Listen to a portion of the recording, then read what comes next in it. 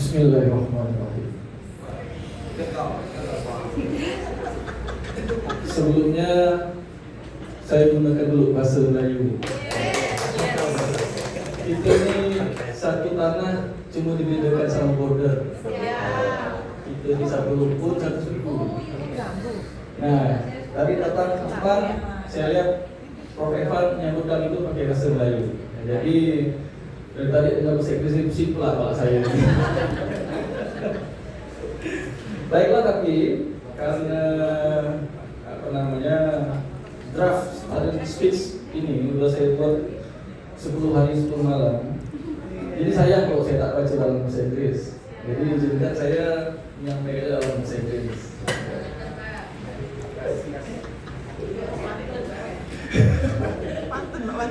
Saya ulang lagi, Assalamualaikum warahmatullahi wabarakatuh.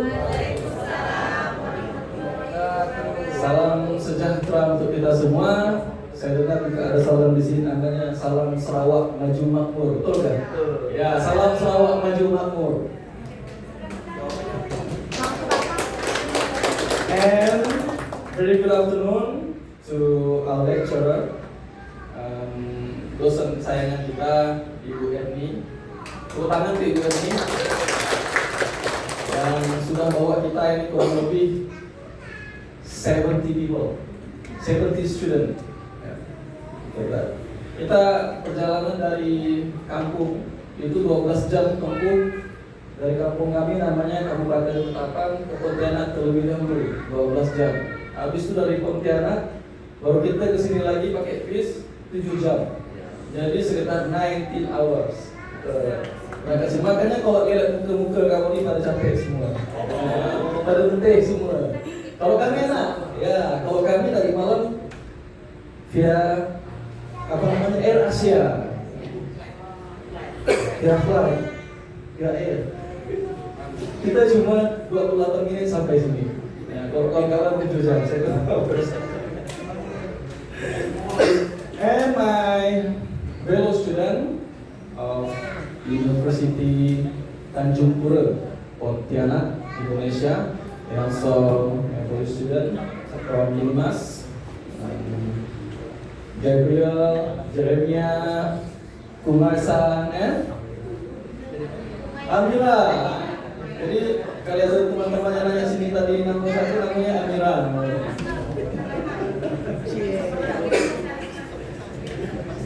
Speech saya tak lama, sebentar ya.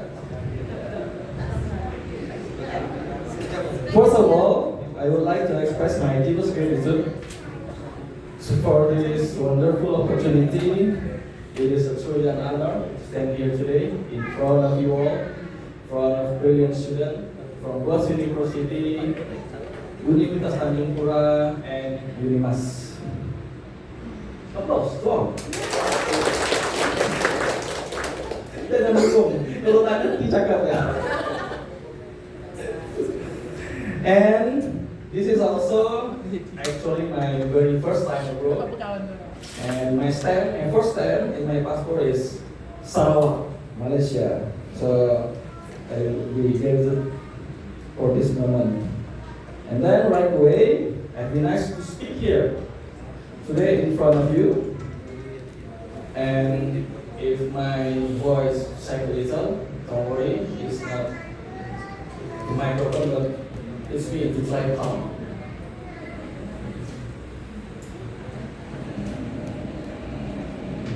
Before we begin, we'd like to mention that our presentation here will be a little different from some the others from UNIMAS.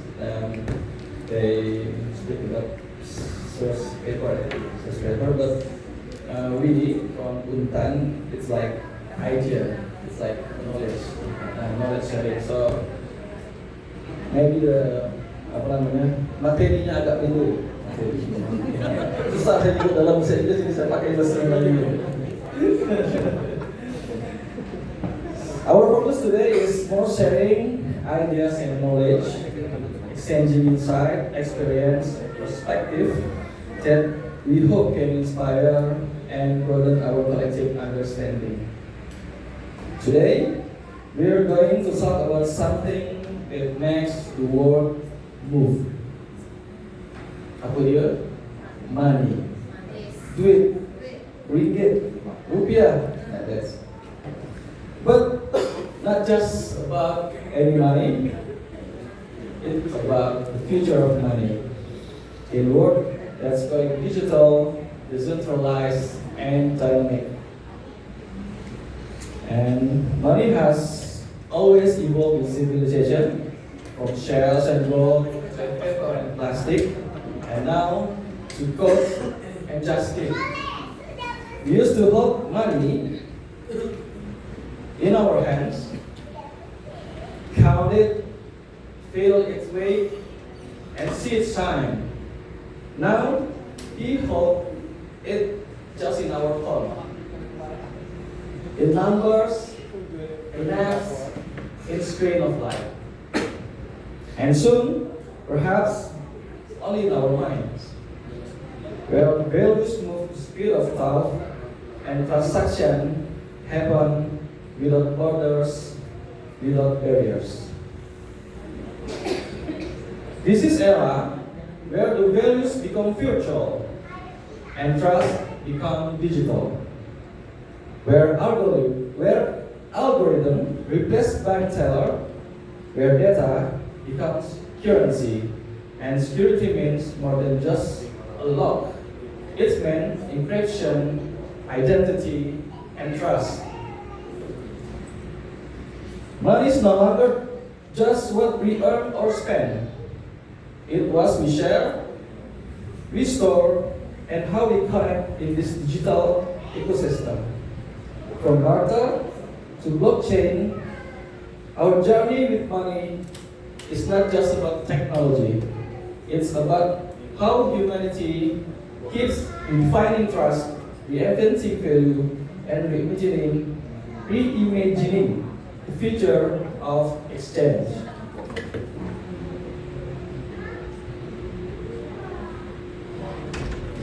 Let's look what's happening around us. The shift is massive. In Indonesia, digital wallet like Dana, OVO, and GoPay have transformed how people spend. Today, there are over 144 million active e-wallet users, and the total value of electronic money transaction reached about 399 trillion in 2022.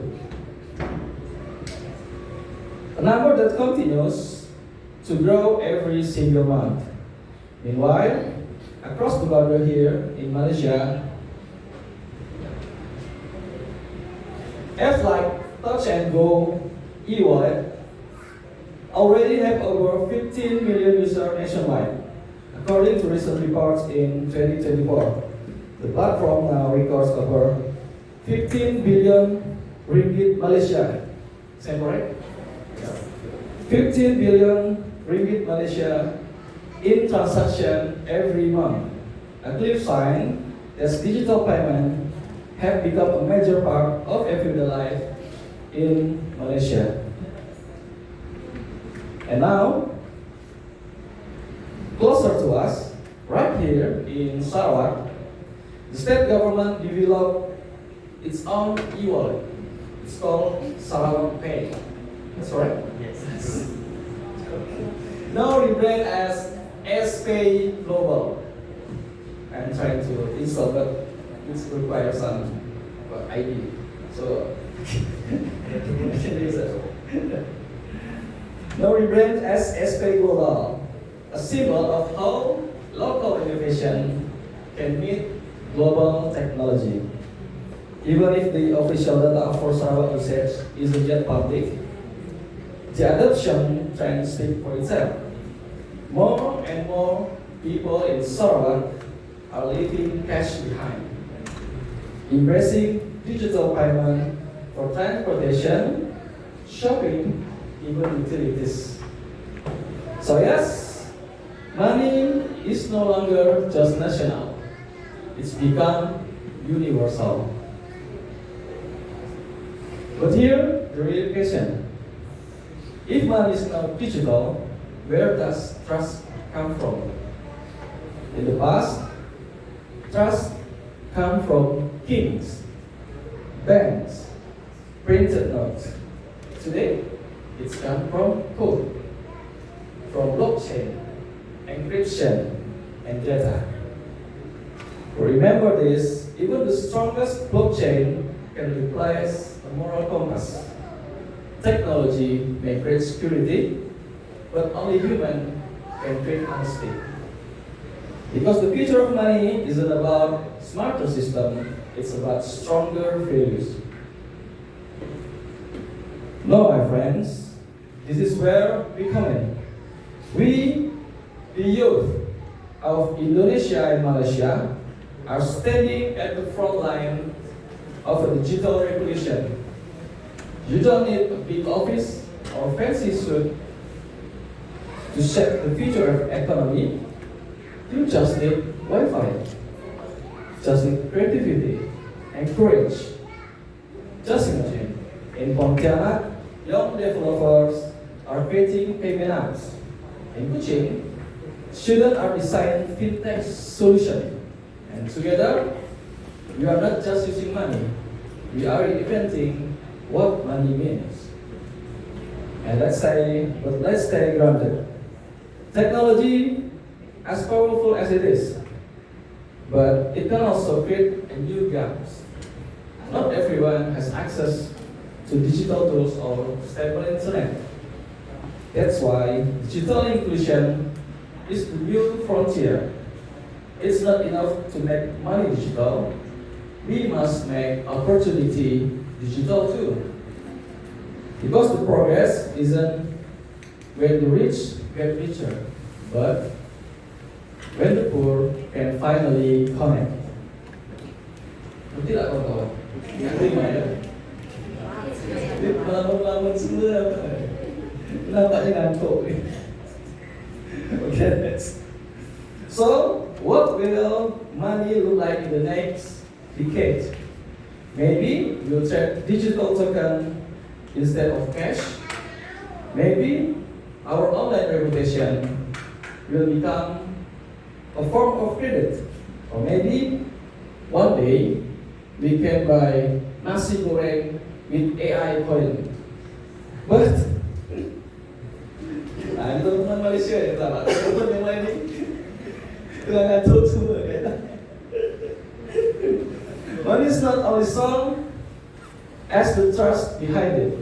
Technology can change how we pay, but only humanity can decide what or why we pay.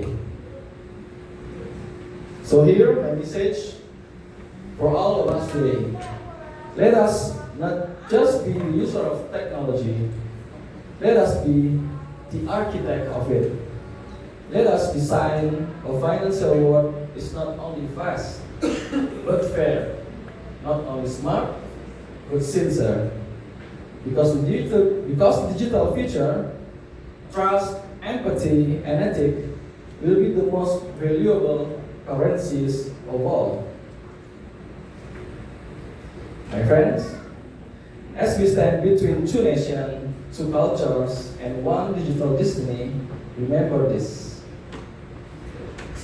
Technology may move the world, but only trust and humanity can make it worth moving. When wisdom guides, the journey is shine. When the trust unite, future align. Let's rise together hand in hand to shape tomorrow across this land. Kalau ke Kuching beli rempah lagi, jangan lupa senyum bila berjumpa.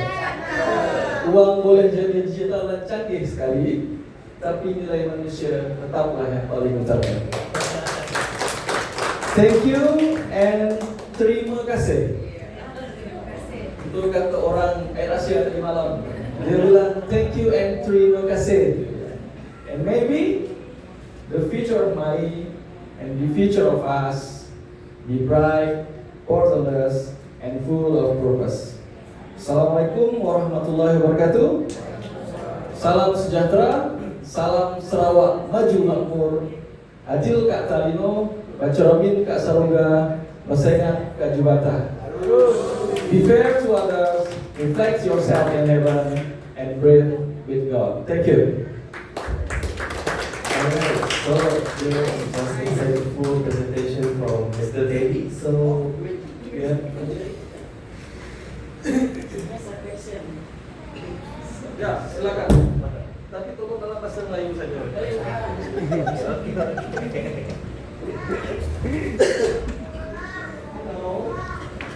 Halo, nama saya Mia. So, barangkali ini antara kita dengan manusia kan.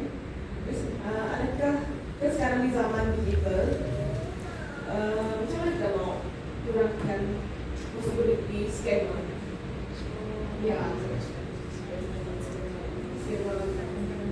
sekarang ini selalu kena tipu asalnya keluarga digital. Betul. Saya izin langsung jawab. Campur-campur sedikit ala saya. Kalau scam ini memang masalahnya bukan hanya masalah di Malaysia, Indonesia juga sama. Dan kalau kita pandang dari sisi dunia, memang yang paling terkenal scam itu dari Asia. Orang Asia itu memang terkenal scam kan. Kawan-kawan kita lah di mana kan, entah di Indonesia, entah di sini, entah di negara-negara tetangga. Dan itu memang sangat sulit dihindari. Karena mungkin rekan-rekan di sini juga pernah merasakan kita klik link, tiba-tiba itu ternyata itu ya itu scam tadi. Kita udah klik nanti lalu uang ditilang nanti di rekening entah di mana, entah di SP Global hilang, entah di wallet yang lain. Nah, kalau kita mengurangi kemungkinan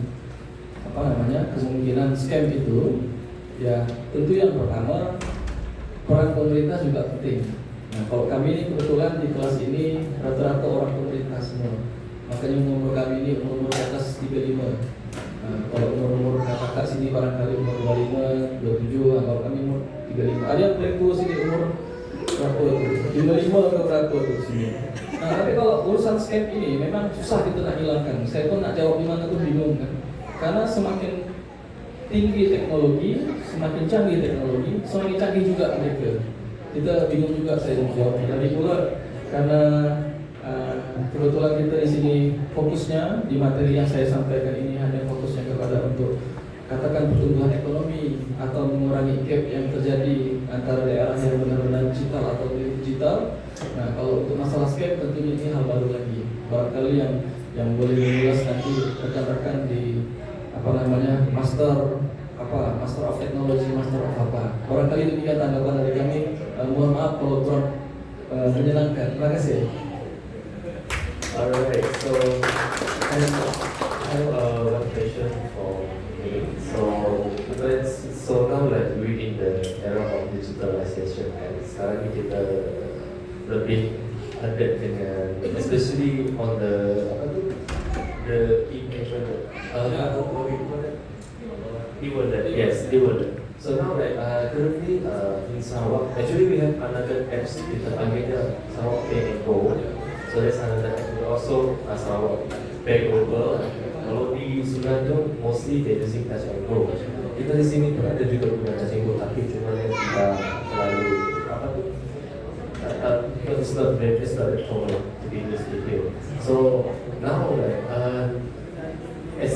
especially the current policy sekarang ni in terms of the parking system. Parking system dulu kalau kita pakai kupon to pay for the parking in certain, especially dekat tempat yang short lah. But in mall, they don't gonna pay and go as pay global. And now starting from the 1st November, so semua benda tu, all the parking coupon will be replaced with the pay and go. Right. And then baru kemarin, I also got visited to Pontianak. Also, it's my second visit actually, because I noticed that there are some of the places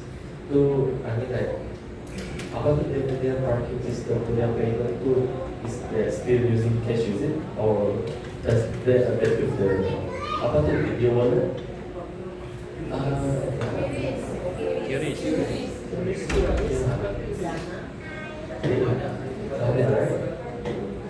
Yeah, my question is like how well, how common is this like for the Indonesian business to adapt with the global integration? Oke, saya coba ulang pertanyaannya, tapi dalam bahasa Melayu. Seberapa seberapa banyak masyarakat itu memahami atau terbiasa dengan penggunaan kayak parkir keluar masuk parkir dengan menggunakan aplikasi yang kurang lebih begitu lah ya, kurang lebih begitu. Nah, ini kita coba komparasi dengan antara kami mencoba mengkomparasi antara Sarawak dengan Pontianak terlebih dahulu. Nah, kalau Indonesia kan barangkali terlalu agak susah komparasinya karena itu satu daratan. Saya coba komparasi dari Sarawak dengan Pontianak. Kalau saya bicara secara global dulu ya, tapi masih di kisaran Borneo. Nah, kalau dari Malang kan saya sudah mulai jalan-jalan. Dari Malang kayak ke Ceylonese, makan lemseng, makan apa kan. Nah, cuma kalau kami kan dibesarkan ibu itu dari Pontianak, money changer dulu, tukar uang dulu, bayar pakai uang fisik ya, uang fisik. Nah, tapi dari Malang juga teman-teman bayar bisa pakai kayak ATM, kayak pakai card, kayak scan, QRIS segala macam. Nah, kalau di Pontianak, kalau saya secara pribadi sudah sangat memang keseharian memang seperti itu. Saya kemana-mana sekarang kalau di Pontianak, saya tak bawa dompet. Saya cukup bawa HP. Jadi kemana pun saya pergi, saya bisa bayar apapun. Bahkan di kedai-kedai kecil di jalan juga sekarang sudah sedia QRIS. Nah, ini kan yang paling masif, ini kan QRIS di di Indonesia. Nah, ada istilah dari Bank Indonesia itu apa? BPN itu ya, Gerbang Pembayaran Nasional ya, yang satu pintu menggunakan QRIS. Jadi kita nak bayar pakai aplikasi Sarawak Pay, bayar pakai aplikasi SP Global, pakai GoPay, pakai apapun itu, pakai BCA, pakai apa, semua tetap bisa masuk. Cukup pakai QRIS itu universal. Nah, begitu juga kayak penggunaan untuk pembayaran keluar masuk parkir juga pakai scan juga bisa. Juga itu aplikasinya macam-macam, tapi biasanya tergantung penyedia atau pengelola lahan parkirnya. Ini kalau yang resmi ya, bukan yang tepi-tepi jalan gitu ya, bukan yang parkir bebas ya. Ini kita berbicara yang kayak seperti di mall ya, seperti apa. Nah, kalau di mall kan lain lagi. Kalau di mall itu lebih dekatnya ke e-money sebenarnya. E-money itu artinya kita bayar, nanti pas kita keluar kita dihitung berapa jam kita parkir, ya kan? Nanti mereka akan menghitung total biaya berapa. Baru kita bayarnya pakai cash biasanya, kita pakai kartu e-money. Tetapi juga bisa dibayar pakai GoPay juga bisa. Juga tersedia gerbang tersendiri. Nah, di Indonesia saya merasakan kalau perbandingan secara komparasi, barangkali persentase penggunaan e-money atau digital payment itu memang paling masif memang di Indonesia. Makanya sekarang bahkan termasuk Malaysia, termasuk Thailand juga sudah kerjasama ya dengan kayak GoPay dan apa itu bikin QRIS. Nah, ini memang tengah masif-masifnya karena itu tadi yang saya bilang. Bahkan sampai toko yang paling kecil di kampung juga sudah mulai menggunakan QRIS karena lebih efisien, lebih barangkali tak perlu lipat uang banyak-banyak untuk cuci orang kan. Rumah jauh, tak ada polisi, tak ada apa. Nah, itu kalau kamarnya sangat aman sekali kalau bagi masyarakat di Indonesia.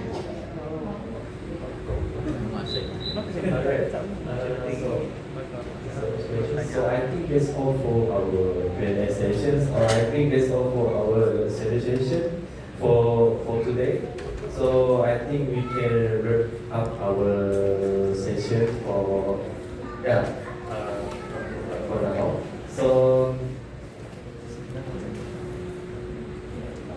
So another teman-teman itu masih lagi presentation for private, right? Alright, I think maybe we're waiting for mereka untuk habis presentasi, betul kan? Ya, presentasi. Ya, presentasi. Mungkin kalian bisa maybe can take your time to walk around the faculty di sini. Ya, maybe stay take your time and maybe boleh nanti after your friend mereka sudah selesai the presentation, maybe we move to the lobby for photo taking session. So and Sebelumnya kita foto dulu presenter dan lalu terus.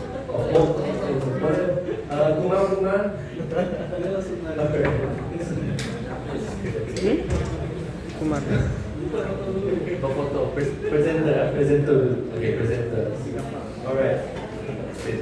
Pegang apa presenter?